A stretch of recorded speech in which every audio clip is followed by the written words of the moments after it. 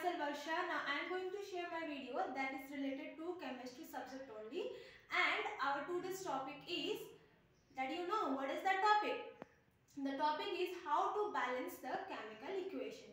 Okay, student, this is the most important to learn that how to balance the chemical equation, because in chemistry if you are not able to understand how to balance the chemical equation, then you cannot be able to touch a single question of chemistry. So for that reason we have to learn this topic, that is how to balance the chemical equation more comfortably. Okay. So before we are going to start our topic, we should know that is what do you mean by chemical equations. Basically, chemical equation means what? This is the way of writing the chemical reaction in the form of a symbol or a equations or in a chemical formula. Okay, so just we take an example to learn that what is the balancing of chemical equation. Yes or no? Yes. So let's take a example. For example, if you written here N2, that is what? Nitrogen. When react with hydrogen, that is H2, it give rises to NH3. What is that? Ammonia, NH3. Okay. Student, this is a way of a chemical equations, writing of chemical equation in the form of a symbol, that is symbol of nitrogen and symbol of hydrogen H. And when these two atoms, that is nitrogen, react with hydrogen, it gives rises to NH3. That is what is called it as? It is called as ammonia. Okay. So to learn that balancing of chemical equation, it follows one law. What is that law? The law is stated as the mass of chemical conservation of mass. Okay, or we can say that the law of chemical conservation of mass. The law of chemical conservation of mass. Conservation of mass. According to this law only, the chemical of equations are to be balanced. Okay, according to this law stated that the number of atoms present in a reactant side, this is called as a reactant side. Okay, and this part is called as a product side. According to this law, it stated that the number of atoms present in the reactant side must be equal to the number of atoms present in the product side.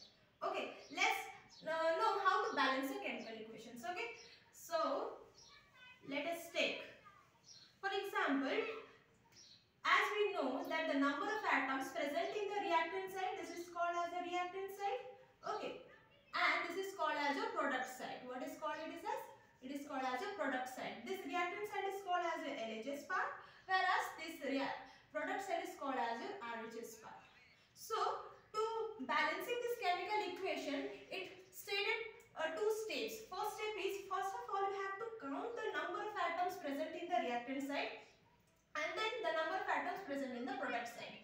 Okay, and after that, if any kind of changes is to be treated, we can, by the help of heat and trial method, we can able to treat that change.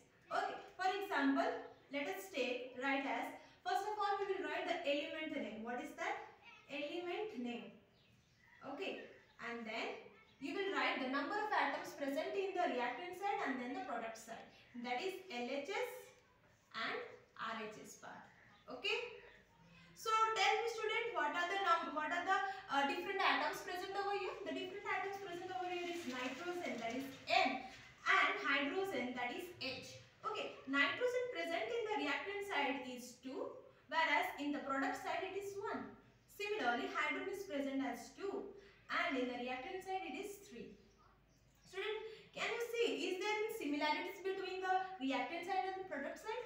No. So this means, this equation is in unbalanced form. So we have to make it balanced. How can we make it balanced? Just add an coefficients in front of the element so that the number or the atoms will be balanced. For example, first of all we will balance the nitrogen atom first.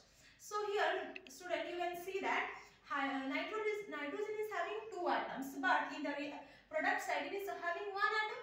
So if we multiply 2, then automatically the nitrogen is having 2. Yes or no? So just add the coefficient 2 over here. Okay. Then you can notice that nitrogen in the reactant side is is equal to the product side is also having the 2 nitrogen, whereas the hydrogen become unbalanced. Yes or no? Here hydrogen is 2, whereas the hydrogen in the product side, that is 2 into 3, that will be 6. So that means here the hydrogen is unbalanced. So how can we balance this hydrogen of atoms in reactant side? By we can add it or multiply 3 over here. Then we can add a coefficient in front of hydrogen so that the hydrogen becomes 6. Yes or no? Now student, you can notice that here nitrogen in the reactant side is having 2 atoms. In the RHS part, that is in the product side, is also the nitrogen is same. Similarly, the hydrogen present over in the reactant side, that is 6, and in the product side is also in 6. So that means we can say that the equation given over here now in a balanced form. Okay, that means according to the law, that is the number of atoms present in the reactant side must be equal to the number of atoms present in the product side. So this law can be stated. Yes or no? Yes.